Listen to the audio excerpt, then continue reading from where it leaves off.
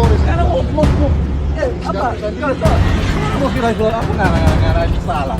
Silakan lari le. Mana mau Syedaralun, beberapa hari belakangan viral video yang menunjukkan aksi arogan oknum PNS. 6 orang oknum PNS yang tertawa setelah menabrak pemotor menjadi perbincangan di media sosial. Melansir tribunjatim.com, kejadian yang rekamannya viral di media sosial itu berlangsung di Sulawesi Utara. Sebelumnya, beredar video yang memperlihatkan 6 oknum PNS Pemprov Sulawesi Utara bersikap arogan setelah menabrak pemotor. Tidak hanya cekcok, para oknum PNS itu juga tampak tertawa setelah menabrak pemotor.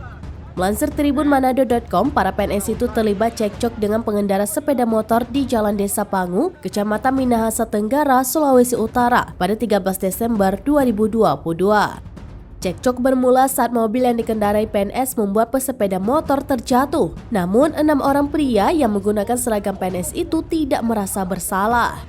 Diketahui para PNS tersebut bertugas di Dinas Perpustakaan dan Kearsipan Daerah Sulawesi Utara. Hal tersebut diperkuat dengan plat nomor mobil dinas Innova Putih DB61 yang terekam video saat kejadian. Mobil tersebut adalah mobil dinas yang biasa dipakai Kepala Dinas Perpustakaan dan Kearsipan Daerah Sulawesi Utara, Asri Pandani. Asri Pandani kepada tribunmanado.com membenarkan para PNS yang terlibat cekcok itu adalah bawahannya yang menjabat kepala bidang, kepala subbidang, dan staf. Diduga cekcok berawal ketika mobil yang dikemudikan para PNS melaju dari arah Lawongan dan keluar jalur sampai hampir menyerempet sepeda motor. Pengendara sepeda motor yang hendak menghindar pun terjatuh di tepi jalan yang berumput. Pengendara sepeda motor langsung bergegas mengejar mobil meski tubuhnya mengalami lecet. Bermaksud meminta pertanggungjawaban, pengendara sepeda motor justru mendapat perlakuan tidak mengenakan. Para PNS bertindak arogan hingga mengancam saat cekcok itu divideokan. Setelah video menyebar, 6 PNS itu mendapat sanksi dari Kepala Inspektorat dan Kepala BKD Sulawesi Utara.